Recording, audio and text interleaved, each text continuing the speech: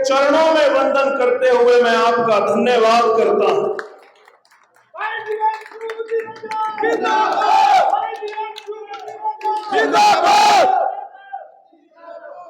देखिए, 9.5 साल खट्टर साहब मुख्यमंत्री रहे और इस प्रदेश का बेड़ा गर्क करने का काम किया।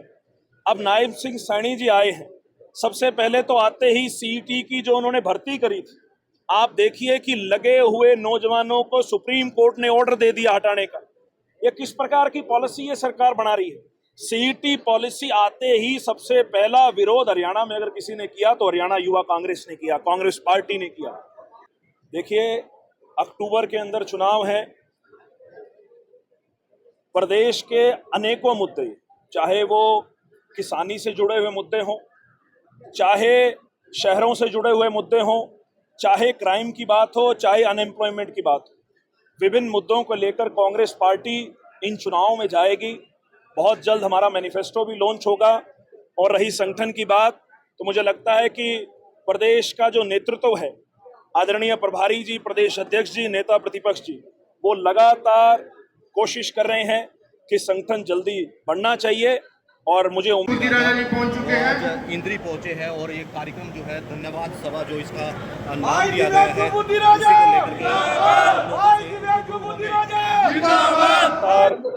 हमारा धन्यवादी दौरा हो रहा है और इसी को लेकर आज इंद्री विधानसभा में धन्यवाद सभा आयोजित की गई, जिसमें कांग्रेस पार्टी के सम्मानित स्थानीय सभी नेताओं की मौजूदगी में और कांग्रेस के सभी कार्यकर्ताओं को यहाँ संगठित करके सबका इस चुनाव में कांग्रेस पार्टी का जो समर्थन किया, जो कांग्रेस का जो वोट शेयर है वो दोगुना करने का काम किया। तो इसको लेकर आज सभी कार्यकर्ताओं को यहाँ संगठित करके आज उनका धन्यवाद किया गया। और मैं आपके माध्यम से भी सभी कांग्रेस के नेताओं व कार्यकर्ताओं का इस चुनाव में मेरा समर्थन करने के लिए, मेरा साथ देने के लिए मैं दिल की गहराइयों से उनका आभार व्यक्त करता हूँ। क्या करते हैं 3 महीने विधानसभा चुनाव को लेकर के बचे हुए, क्या कुछ रणनीति है कांग्रेस की? अभी तक संगठन भी कहीं ना कहीं आपने स्टेज से ही बोला, उसकी भी कमी नजर आ रही है। देखिए, अक्टूबर के अंदर चुनाव है। प्रदेश के अनेकों मुद्दे, चाहे वो किसानी से जुड़े हुए मुद्दे हों, चाहे शहरों से जुड़े हुए मुद्दे हों, चाहे क्राइम की बात हो, चाहे अनएम्प्लॉयमेंट की बात हो, विभिन्न मुद्दों को लेकर कांग्रेस पार्टी इन चुनावों में जाएगी। बहुत जल्द हमारा मैनिफेस्टो भी लॉन्च होगा। और रही संगठन की बात, तो मुझे लगता है कि प्रदेश का जो नेतृत्व है, आदरणीय प्रभारी जी, प्रदेश अध्यक्ष जी, नेता प्रतिपक्ष जी, वो लगातार कोशिश कर रहे हैं कि संगठन जल्दी बढ़ना चाहिए। और मुझे उम्मीद भी है, क्योंकि आज प्रभारी की जो है मीडिया के माध्यम से हमें भी ज्ञात हुआ कि जुलाई के पहले हफ्ते के अंदर उम्मीद है कि संगठन बढ़ सकता है।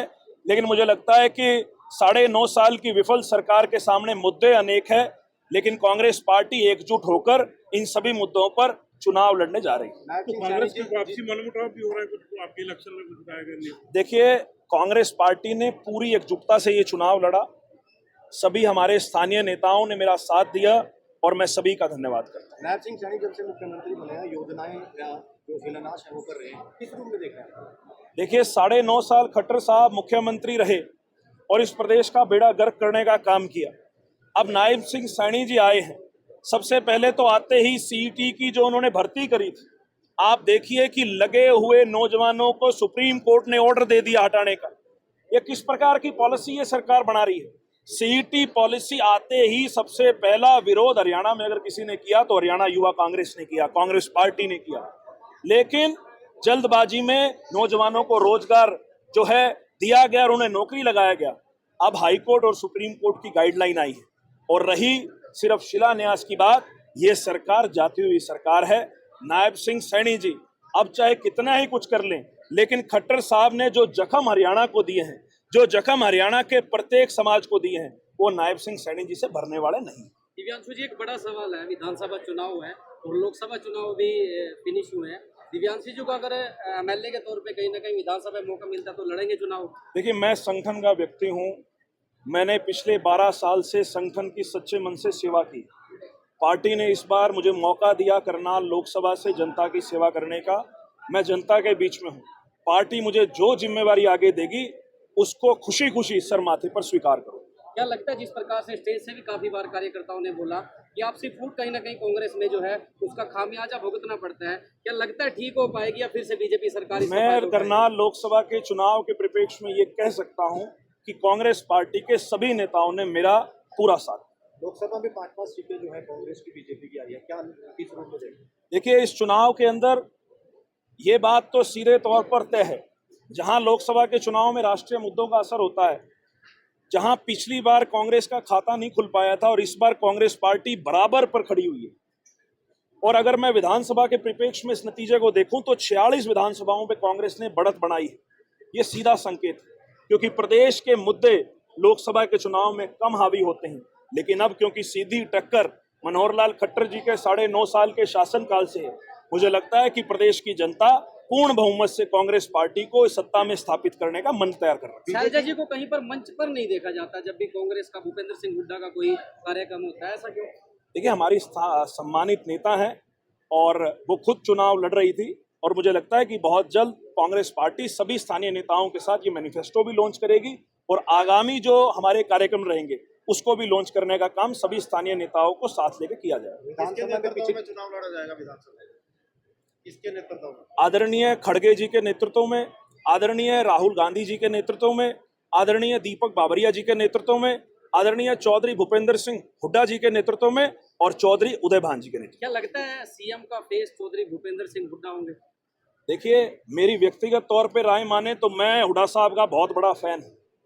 10 साल का शासनकाल मैंने हुड्डा साहब का देखा है और 10 साल का शासनकाल हुड्डा साहब का और खट्टर साहब का अगर आप जो है देखें तो एक सफल मुख्यमंत्री के रूप में जो है मैं हुड्डा साहब को देखता हूं। और मेरी व्यक्तिगत राय मानी जाए तो बिल्कुल मैं चाहता हूं कि हुड्डा साहब मुख्यमंत्री बने, लेकिन ये फैसला पार्टी का फैसला है। पिछले पार्टी ये फैसला लेती है कि मुख्यमंत्री कौन बने और जन भावनाओं के अनुकूल मुझे लगता है कि पार्टी फैसला जरूर लेगी। पिछले विधानसभा में 75 पार का बीजेपी ने नारा दिया था, क्या लगता है आपको की बार क्या? 75 पार का नारा 40 पे फुस हो गया था और इस बार तो मुझे लगता है कि बीजेपी दहाई का आंकड़ा भी इस चुनाव में छू नहीं पाएगी। धन्यवाद। आज दिवांशु बुद्धि राजे जी अपने लोकसभा के चुनाव में जो कार्यकर्ताओं को धन्यवाद करने के लिए, पूरे हल्का वासियों का धन्यवाद करने के लिए आए थे और यहाँ पर इतनी बड़ी संख्या में लोग यहाँ इकट्ठे हुए, सभी का उन्होंने धन्यवाद किया और ये भी कहा कि चुनावी धन्यवाद के बाद वो गांव दर गांव जाएंगे।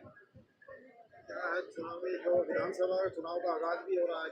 विधानसभा चुनाव लगभग 3 महीने में आने वाले हैं, उसके लिए हमारी पार्टी बहुत ही एक मजबूत स्थिति में है। आप देखते हैं कि इस लोकसभा के चुनाव में 90 में से 46 जगह हमें बढ़त मिली है और इससे साफ जाहिर है और 5 हमारे MP बने हैं। इससे साफ लगता है कि हरियाणा प्रदेश की जनता का जो मूड है, जो उनका विचार, उनकी सोच है, वो मौजूदा सरकार के खिलाफ है। यदि सभी नेता एकजुट होते हैं तो अबकी बार पूरे सभी नेता एकजुट हैं, कोई ऐसी बात नहीं है बिल्कुल भी, तो सब कहने की बातें हैं। सभी मिलजुल कर चल रहे हैं और आप देख रहे हैं कि सभी एक मंच पर हैं, सभी अपने नेक नियत के साथ सभी साथ इकट्ठे खड़े हैं। आज दिवांशु भाई आज इंद्री कार्यकर्ताओं का धन्यवाद करने के लिए आए। लोकसभा का चुनाव हारने के बाद तो कोई आज तक कोई नेता नहीं आता और पहली बार हुआ है कि हमारे दिवांशु बुद्धि राजा आज भी कार्यकर्ताओं को संबोधित कर रहे हैं, उनका धन्यवाद करने आए। हार जीत तो एक पहलू होता है, तो आपको पता ही चलता है। तो कहीं ना कहीं विधानसभा के चुनाव विधानसभा की तैयारियां शुरू हो चुकी हैं। अभी से हमारी सभी कार्यकर्ता और नेता घर घर जाकर कांग्रेस की पार्टी का प्रचार करेंगे और उनकी नीतियों के बारे में बताएंगे। संगठन भी बड़ी पहले भी अब बड़ी जल्दी तैयार हो जाएगा, क्योंकि हमारे प्रभारी जी ने कहा है कि बड़ी जल्दी जुलाई के महीने में संगठन तैयार होगा। क्या कुछ कहेंगे आज के प्रोग्राम के बारे में? प्रोग्राम बड़ा अच्छा था और सारे कार्यकर्ताओं में जोश दिला, ये नहीं कि हम हार गए, जोश दिला हो गया, ऐसी कोई बात नहीं। कार्यकर्ताओं में बड़ा भारी जोश है और अगले चुनाव की तैयारी में लगे और सारे के सारे। और हमारे बुद्धि राजा जी भी को धन्यवाद करने के लिए आए। इससे सारे कार्यकर्ताओं का नेताओं का हौसला ही बड़ा है और सारे के सारे अगले चुनाव की तैयारी कर रहे हैं। क्या विधानसभा चुनाव की तैयारी होगी क्या? हाँ बिल्कुल, सारे हम इकट्ठे बैठे हैं। बड़ा विधानसभा के जो चुनाव होंगे अक्टूबर में, हम सब मिलजुल कर लड़ेंगे और कांग्रेस पार्टी को जिताएंगे। विधानसभा का चुनाव, इसमें आप सब ने दिन रात करके मेहनत की। कई भाइयों का आपस में गाँव में झगड़ा भी हुआ, थोड़ी बहुत मारपीट भी हुई, चुनाव में ऐसा होता ही रहता है। और दोस्तों बुजुर्गों, हमें अपनी जीत पे अपनी हल्के से जीतते गए। जब कुछ ज्यादा जिसने चुनाव के बाद बात हुई तो जो रिजल्ट हम सोच रहे थे कि हम 80,000 के आसपास वोट आएंगे और उनके पास 60,000 वोट आएंगे, वो हो गया इसका उल्टा। हमारे पास 60,000 वोट आएंगे, उनके पास 80,000 वोट आएंगे। परंतु हम सब ने मेहनत इतनी जरूर की, दिल से दिन रात एक करके कि हम जीत के करीब पहुंचे। परंतु अगर इतने हल्के से हम अकेले से आ जाते तो हमें वोट बहुत ज्यादा होता है, परंतु 9 के 9 हल्कों में हार रहे। अगर अकेले इतने हल्के से हमारी हार होती तो हमें ज्यादा दुख होता है। करनाल में, दिल्लोगढ़ी में, डोरंडा में, असम में, इसराना में, पानीपत आउटर में, सिवालका में, पानीपत में, तो मैं आप सबका धन्यवाद करता हूँ कि और कई हल्कों से, सबसे ज्यादा तो नहीं कहता मैं, और कई हल्कों से इतने हल्के में हमें कोई बुद्ध ज्यादा को वोट मिले, ये आप लोगों ने दिए, इसके लिए मैं आप सब ने जो मेहनत की उसके लिए मैं आप सबका धन्यवाद करता हूँ। ज्यादा कुछ कर सकता था, बड़ी मेहनत करी, बीमार हुए, ग्लूकोज लगी, पूरे दिन के अंदर चलना, रात को 2-2 बजे तक कैंपेन करना, लेकिन कोई भी चुनाव की दिशा आखिरी 3 दिन के अंदर तय होती है।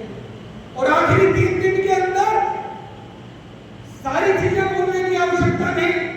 जो हम सबकी गलतियां रही, उन गलतियों को बंद कमरे में बैठकर उनका मंथन करने की आवश्यकता है कि जब BLA 1 की ट्रेनिंग दी जाती है तो हमारे साथियों को बोला जाता है कि बस्ते के ऊपर डट के आप लोगों को खड़ा होना है।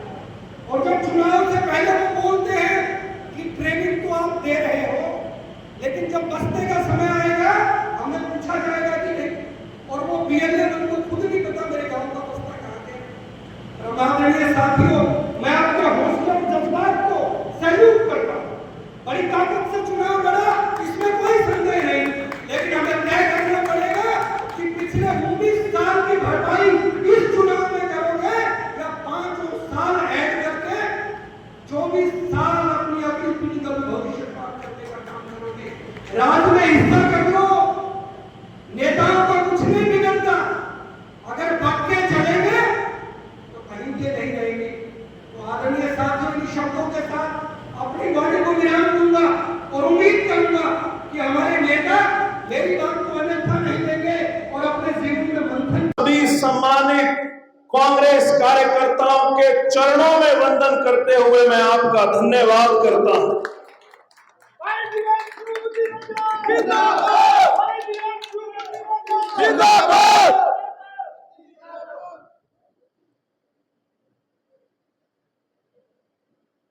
भाई, चुनाव जरूर हारे हैं, बार बार ये बात आ रही है